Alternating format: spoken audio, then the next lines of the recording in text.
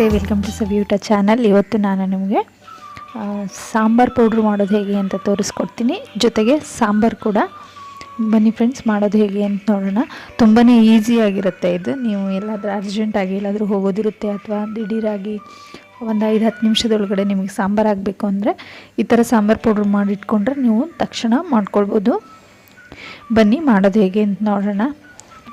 ಈಗ ಒಂದು ಪ್ಯಾನ್ಗೆ ನಾನು ತೊಗರಿಬೇಳೆನ ಹಾಕ್ಕೊಂಡಿದ್ದೀನಿ. 1 ಕಪ್ಪಷ್ಟು ತೊಗರಿಬೇಳೆನ ಹಾಕ್ಕೊಂಡ್ಬಿಟ್ಟು ಈ ಥರ ಫ್ರೈ ಮಾಡ್ಕೊಳ್ಳೋಣ.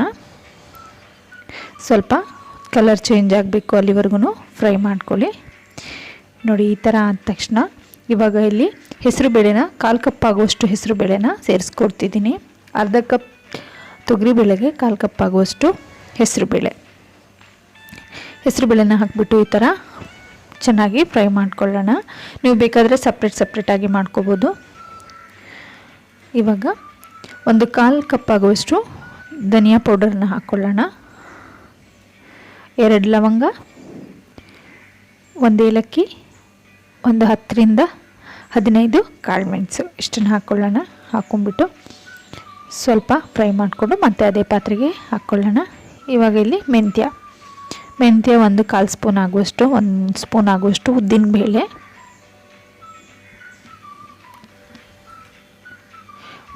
ಮತ್ತು ಮೆಂತ್ಯನ ಸ್ವಲ್ಪ ಕಲರ್ ಚೇಂಜ್ ಆಗೋವರೆಗೂ ಈ ಥರ ಫ್ರೈ ಮಾಡ್ಕೊಳ್ಳಿ.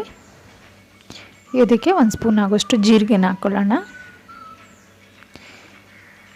ಜೀರಿಗೆ ಕೂಡ ಅಷ್ಟೇ ಸ್ವಲ್ಪ ಚಟಪಟ ಅನ್ನಬೇಕು. ಓಕೆ, ಇವಾಗ ಆಗಿದೆ. ಇದನ್ನು ಕೂಡ ಅದೇ ಪ್ಲೇಟ್ಗೆ ಹಾಕ್ಕೊಳ್ಳೋಣ. ಈಗ ನೆಕ್ಸ್ಟ್ ಸಾಸಿವೆ ಹಾಕ್ಕೊಳ್ಳೋಣ. 1 ಸ್ಪೂನ್ ಆಗುವಷ್ಟು ಸಾಸಿವೆನ ನೀವು ಜಾಸ್ತಿ ಫ್ರೈ ಮಾಡ್ಕೊಳ್ಳೋಕೆ ಹೋಗ್ಬಿಡಿ. ಬಿಸಿ ಫ್ಯಾನ್ಗೆ ಹಾಕಿದ ತಕ್ಷಣ ತೆಗೆದುಬಿಡಿ ತಕ್ಷಣ. ಓಕೆ, ಇವಾಗ ಇಲ್ಲಿ ಕರಿಬೇವಿನ ಎಲೆ ಹಾಕ್ಕೊಂಬಿಟ್ಟು ಸ್ವಲ್ಪ ಕರಿಬೇವಿನ ಎಲೆ ಕೂಡ ಬಾಡೋವರೆಗೂ ಈ ಥರ ಫ್ರೈ ಮಾಡ್ಕೊಳ್ಳೋಣ. ಅದರಲ್ಲಿರೋ ನೀರಿನ ಅಂಶ ಎಲ್ಲ ಹೋಗಬೇಕು. ಇದಾಗಿದ್ದ ತಕ್ಷಣ ಇದಕ್ಕೆ ಒಣಮೆಣಸಿನ್ಕಾಯಿ ಹಾಕ್ಕೊಳ್ಳೋಣ. ಒಣಮೆಣಸಿನ್ಕಾಯಿ ಖಾರಕ್ಕೆ ತಕ್ಕನಾಗಿ ಹಾಕ್ಕೊಳ್ಳಿ. ಬ್ಯಾಡಗೆ ಮೆಣಸು ಕೂಡ ನೀವು ಹಾಕ್ಕೋಬೋದು, ಅದು ಕೂಡ ಚೆನ್ನಾಗಿರುತ್ತೆ. ಇಷ್ಟೆಲ್ಲ ಫ್ರೈ ಆದಮೇಲೆ ಇದು ಸ್ವಲ್ಪ ತಣ್ಣಗಾಗೋದಕ್ಕೆ ಬಿಡೋಣ. ಅಷ್ಟರಲ್ಲಿ ಸ್ವಲ್ಪ ಹುಣಸೆ ಹಣ್ಣನ್ನು ಹಾಕ್ಕೊಳ್ಳೋಣ. ಹುಣಸೆ ಹಣ್ಣು ಮತ್ತು ಉಪ್ಪು ಎರಡನ್ನೂ ಮಿಕ್ಸ್ ಮಾಡಿಬಿಟ್ಟು ಇವಾಗ ಸ್ವಲ್ಪ ತಣ್ಣಗಾಗಿದ ತಕ್ಷಣ ಮಿಕ್ಸಿ ಜಾರ್ಗೆ ಹಾಕ್ಕೊಂಡು ಪೌಡರ್ ಮಾಡ್ಕೊಳ್ಳೋಣ. ಫ್ರೆಂಡ್ಸ್, ಹಾಗೆ ಇದುವರೆಗೂ ಯಾರಾದರೂ ನನ್ನ ಚಾನಲ್ನ ಸಬ್ಸ್ಕ್ರೈಬ್ ಮಾಡಿಲ್ಲ ಅಂತಂದರೆ ದಯವಿಟ್ಟು ಸಬ್ಸ್ಕ್ರೈಬ್ ಮಾಡಿ, ಹಾಗೆ ಲೈಕ್ ಮಾಡಿ, ಕಮೆಂಟ್ ಮಾಡಿ. ಇವಾಗ ಇದು ತಣ್ಣಗಾಗಿದೆ. ತಣ್ಣಗಾಗಿದ ನಂತರ ಈ ಥರ ಮಿಕ್ಸಿ ಜಾರ್ಗೆ ಹಾಕ್ಕೊಂಡು ಈ ಥರ ಗ್ರೈಂಡ್ ಮಾಡ್ಕೊಳ್ಳೋಣ. ಈ ಥರ ಪೌಡರ್ ಆದ ತಕ್ಷಣ ನೋಡಿ ಹೇಗಾಗಿದೆ ಅಂತೇಳಿ. ಎಲ್ಲೂ ನಾವು ಹುಣಸೆಹಣ್ಣು ಹಾಕಿದ್ದು ಏನೂ ಕೂಡ ಥಂಡಿ ಏನೂ ಇಲ್ಲ. ಚೆನ್ನಾಗಿ ಪುಡಿಯಾಗಿ ಫೈನ್ ಪೌಡ್ರ್ ಆಗಿದೆ. ಈ ಥರ ನೀವು ಪೌಡ್ರನ್ನ ರೆಡಿ ಮಾಡ್ಕೊಂಬಿಟ್ಟು ಇವಾಗ ಸಾಂಬಾರು ಮಾಡೋದು ಹೇಗೆ ಅಂತ ನೋಡೋಣ. ಒಂದು ಕುಕ್ಕರ್ನಲ್ಲಿ ಎಣ್ಣೆ ಹಾಕಿದ್ದೀನಿ. ಸ್ವಲ್ಪ ಸಾಸಿವೆ ಮತ್ತು ಕರಿಬೇವು. ಇವಾಗ ಸ್ವಲ್ಪ ಹಿಂಗೆ ಹಾಕೋಣ. ಅದಕ್ಕೆ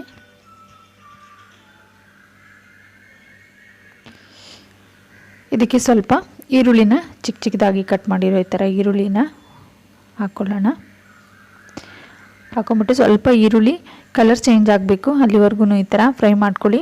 ಇಲ್ಲಿ ನೀವು ಯಾವುದೇ ಥರದ ಬೇಳೆ ಅಥವಾ ಬೇಕಿದ್ರೆ ನೀವು ಹಾಕ್ಕೊಳ್ಬೋದು. ಇಲ್ಲಾಂದರೆ ದಿಢೀರಾಗಿ ಮಾಡ್ಕೊಳ್ಳೋ ಸಾಂಬಾರು ಆಗಿರೋದ್ರಿಂದ ಇಷ್ಟು ಮಾಡಿಕೊಂಡ್ರೆ ನಿಮಗೆ ಒಳ್ಳೆ ಸಾಂಬಾರು, ಒಳ್ಳೆ ಟೇಸ್ಟಿಯಾಗಿ ಚೆನ್ನಾಗಿರೋ ಸಾಂಬಾರು ರೆಡಿ ಆಗುತ್ತೆ. ಇವಾಗ ಟೊಮೆಟೊ ಹಾಕ್ಕೊಳ್ಳೋಣ. ಸ್ವಲ್ಪ ಈರುಳ್ಳಿ ಕಲರ್ ಚೇಂಜ್ ಆಗಿದ ತಕ್ಷಣ 2 ಟೊಮೆಟೊನ ಈ ಥರ ಕಟ್ ಮಾಡಿ ಇಟ್ಕೊಂಡಿದ್ದೆ. ರುಚಿಗೆ ತಕ್ಕಷ್ಟು ಉಪ್ಪು. ನೀವು ಯಾವ ತರಕಾರಿನ ಬೇಕಾದರೂ ಇಲ್ಲಿ ಹಾಕ್ಕೊಳ್ಬೋದು. ನಾನಿಲ್ಲಿ ನಿಮಗೆ ತೊಂಡೆಕಾಯಿ ಮಾಡ್ತಾ ಇರೋದು ತೋರಿಸ್ತಾ ಇದ್ದೀನಿ. ನೀವು ಬೇಕಾದರೆ ಮನೇಲಿ ಉಳಿದಿರೋ ಸ್ವಲ್ಪ ತರಕಾರಿಗಳು ಉಳಿದಿದ್ರೆ ಎಲ್ಲ ತರಕಾರಿನೂ ಮಿಕ್ಸ್ ಮಾಡಿಬಿಟ್ಟು ಮಿಕ್ಸ್ ಸಾಂಬಾರು ಮಾಡ್ಬೋದು, ಅದು ಕೂಡ ಚೆನ್ನಾಗಿರುತ್ತೆ.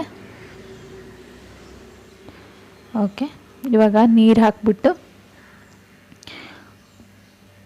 ತೊಂಡೆಕಾಯಿ ಬೇಗೋವರೆಗೂ ಮುಚ್ಚಿಬಿಟ್ಟು ಕುಕ್ಕರ್ ವಿಸಿಲ್ ಒಂದು 3 to 4ವರೆಗೆ ಹೊಡ್ಸ್ಕೊಳ್ಳಿ. ಆವಾಗ ತೊಂಡೆಕಾಯಿ ಬೇಯುತ್ತೆ.